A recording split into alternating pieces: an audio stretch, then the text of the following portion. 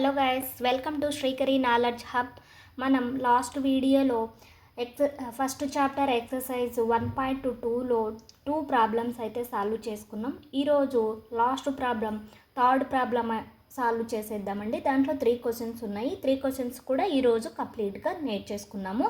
First question చూడండి, third question, prove that the following are irrational. First one ఏమి ఇచ్చారండి, 1/√2, second one 7√2, third one 6 + √2. ఇప్పుడు ఈరోజు first మనము 1/√2ను మనం సాల్వ్ చేద్దాం. ఫస్ట్ వన్ మనం 1/√2 కదా, 1/√2ను ఫస్ట్ మనం ఏం అజ్యూమ్ చేసుకోవాలి, 1/√2 ఈజ్ ఏ రేషనల్ నెంబర్ అని అజ్యూమ్ చేసుకోవాలి. ఏ మెథడ్ ప్రకారం దీన్ని మనం ప్రూవ్ చేస్తాము అంటే కాంట్రడిక్ట్ మెథడ్ ప్రకారం మనం ప్రూవ్ చేస్తాం. ఎలా అంటే ఇప్పుడు చూడండి, రేషనల్ నెంబర్ అంటే ఏ విధంగా ఉంటుందండి, a/b ఫామ్లో ఉంటుంది. 1/√2 is equal to a/b. Here a, b are coprimes అంటున్నాడు, కో ప్రైమ్స్. నెక్స్ట్ ఇక్కడ చూడండి, స్క్వేరింగ్ ఆన్ బోత్ సైడ్ చేద్దాం. స్క్వేరింగ్ ఆన్ బోత్ సైడ్ చేస్తే మనకేమవుతుంది, స్క్వేరింగ్ ఆన్ బోత్ సైడ్ చేస్తే 1/√2 whole square is equal to a/b whole square అవుతుంది. Next square అనేది 1కి అప్లై చేస్తే 1 స్క్వేర్ అంటే 1 అవుతుంది.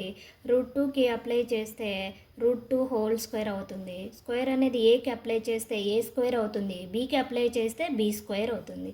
ఇక్కడ స్క్వేర్ రూట్ స్క్వేర్ అనేది క్యాన్సిల్ అయిపోతుంది. 1/2 is equal to a²/b square అవుతుంది. హియర్ క్రాస్ మల్టిప్లికేషన్ చేస్తే b square is equal to 2a² అవుతుంది. ఇది ఈక్వేషన్ నెంబర్ 1 అనుకున్నాం.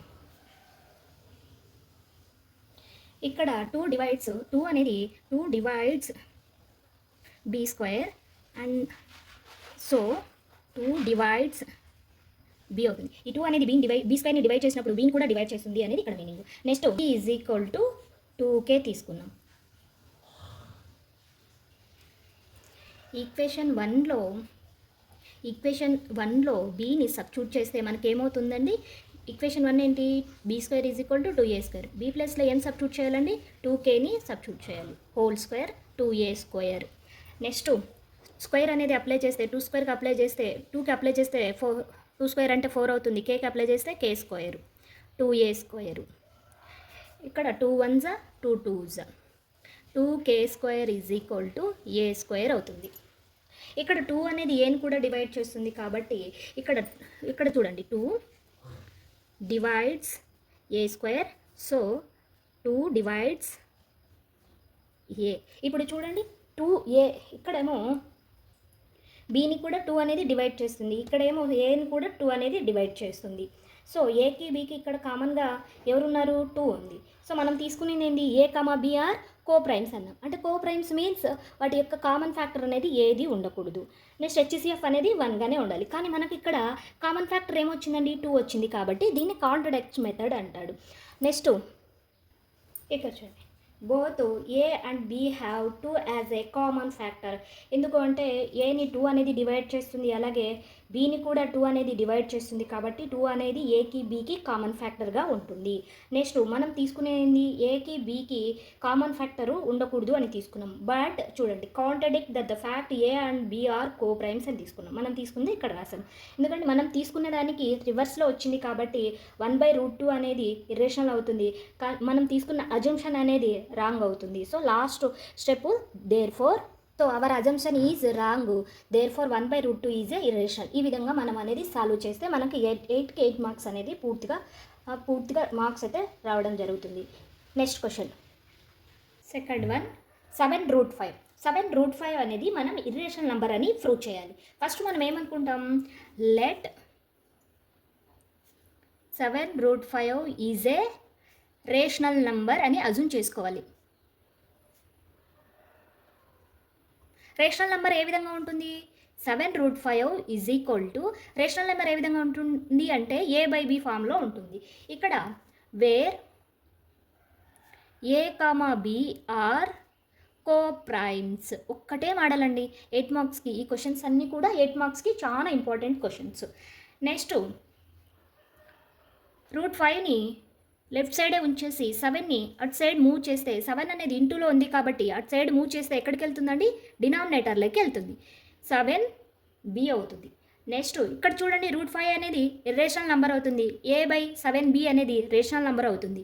ఇక్కడ LHS = RHS అవుతున్నాయా, కాలేదండి. So √5 is a irrational number.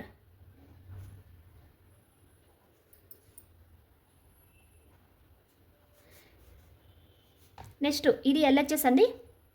RHS వచ్చేసి రేషనల్ నంబర్ వచ్చింది.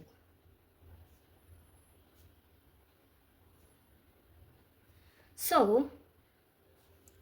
Irrational number is not equal to rational number అవుతుంది. So irrational number is not equal to rational number అవుతుంది. Next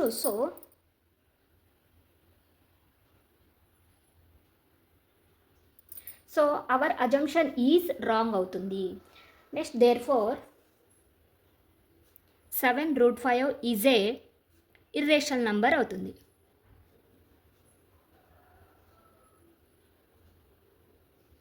okay, next one, third one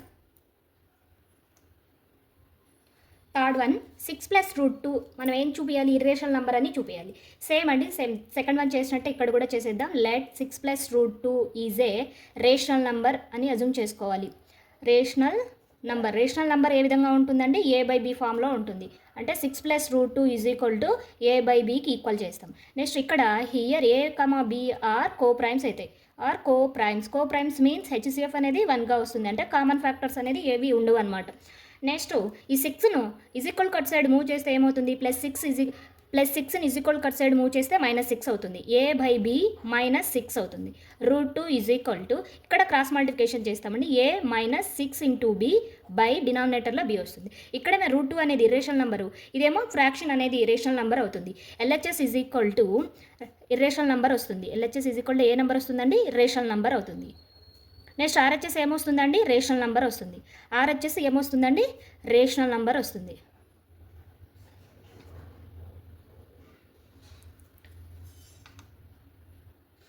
ఎక్కడైనా irrational number rational number అవుతాయండి, కావు. కాబట్టి therefore irrational number is not equal to rational number is not equal to rational number. So our assumption is wrong. Therefore 6 + √2 is a irrational. ఈ విధంగా మనం prove చేస్తే సరిపోతుందండి. మనం ఇప్పుడు 1.2 ఎక్సర్సైజ్ సంబంధించినటువంటి మొత్తం ప్రాబ్లమ్స్ అన్నీ కూడా సాల్వ్ చేసాము. ఈ వీడియో నచ్చినట్లయితే లైక్ చేసి, షేర్ చేసి, సబ్స్క్రైబ్ చేయండి. అలాగే ఎగ్జాంపుల్ ప్రాబ్లమ్స్ నెక్స్ట్ వీడియోలో అప్లోడ్ చేస్తాను. ఈ వీడియో నచ్చినట్లయితే అలాగే మీ ఫ్రెండ్స్కి షేర్ చేయండి. డౌట్స్ ఉంటే కామెంట్స్లో కామెంట్ పెట్టండి, తప్పకుండా రిప్లై ఇస్తాను. Thank you.